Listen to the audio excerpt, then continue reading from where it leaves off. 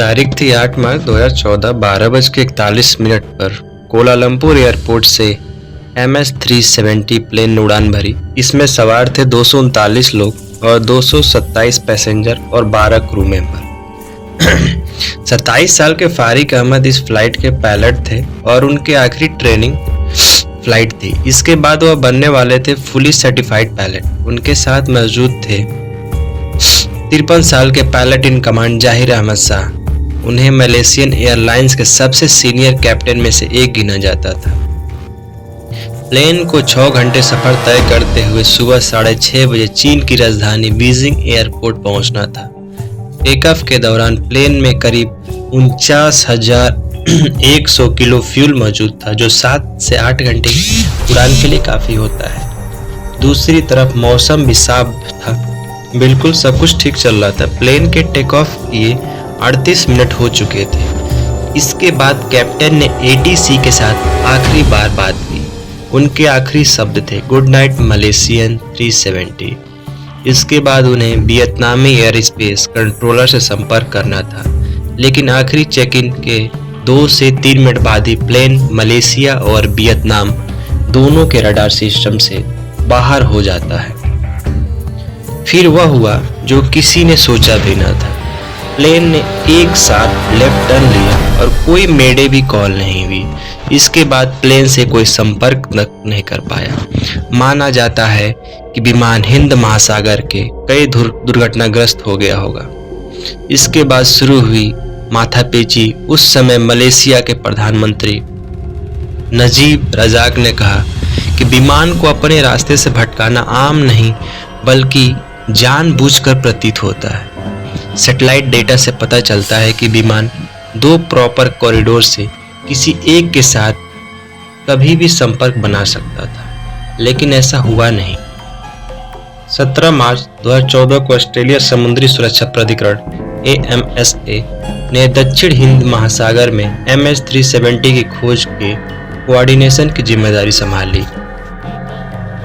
22 सैन्य विमानों और 8 देशों के 19 जहाजों की प्रारंभिक खोज ने 4.6 मिलियन वर्ग किलोमीटर से अधिक की दूरी तय की। इस खोज में और भी देश जुड़ते गए, फंड जारी किए गए, खोज का दायरा बढ़ता चला गया, लेकिन ब्लैक बॉक्स तक हासिल ना हुआ। दुनिया का सबसे बड़े सर्च अभियान में 30 से ज़्यादा देशों ने भाग लिया, जिस पर लगभग $200 मिलियन खर्च हुए होंगे। विमान के गायब होने के 3 साल बाद 2017 में तलाशी अभियान को आधिकारिक तौर पर बंद कर दिया गया। विमान तो नहीं मिला, पर इसके टुकड़े मिलने के दावे जरूर किए जाते रहे। मॉरिशस, मेडागास्कर, तंजानिया और दक्षिण अफ्रीका में समुद्र से विमान का मालवा मिलने का दावा किया। मेडागास्कर के एक मछुआरे के घर पे लैंडिंग गियर दरवाजा मिला था। विशेषज्ञों के मुताबिक यह पहला सबूत है जो जाहिर करता है कि MS-370 के पायलट विमान को नष्ट करना चाहते थे।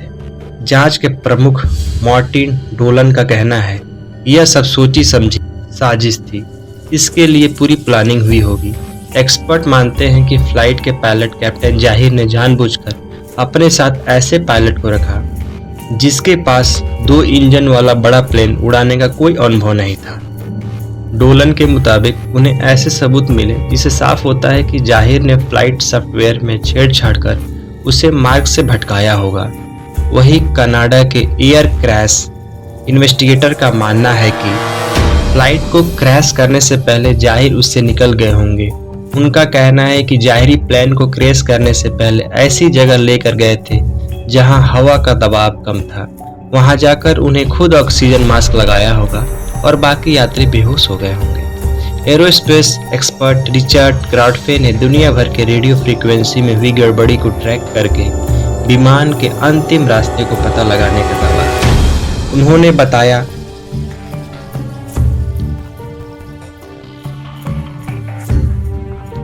कि समुद्र के ऊपर 360 डिग्री मोड़ सहित विमान के मार्ग में असामान्य पैटर्न पाए गए।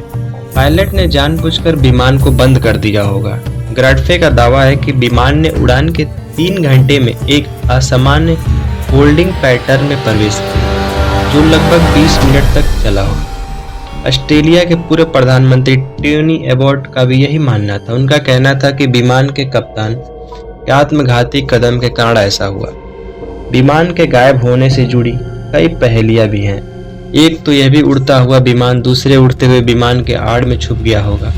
इसी पहेली ने खोज को और भी भटका दिया। तकनीकी भाषा में इसे सिंगल ब्लिप कहा जाता है।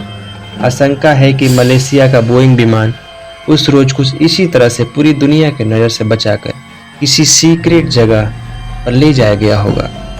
एक रिपोर्ट में दावा किया गया है कि जांचकर्ताओं को अहम फ्लाइट डेटा मिला, जिसमें पता चला एयरक्राफ्ट अंतिम समय तक पायलट के कंट्रोल में था। इस तथ्य के सामने आने के बाद इस बात की आशंका गहरा गई कि पायलट ने आत्मघाती कदम उठाते हुए विमान को समुद्र में गिरा दिया। एक और रिपोर्ट में यह भी दावा किया गया पायलट ने व्यक्तिगत समस्या के कारण सामूहिक हत्या की योजना बनाई।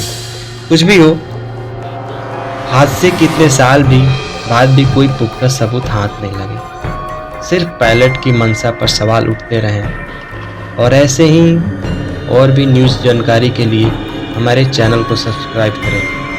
Thank you.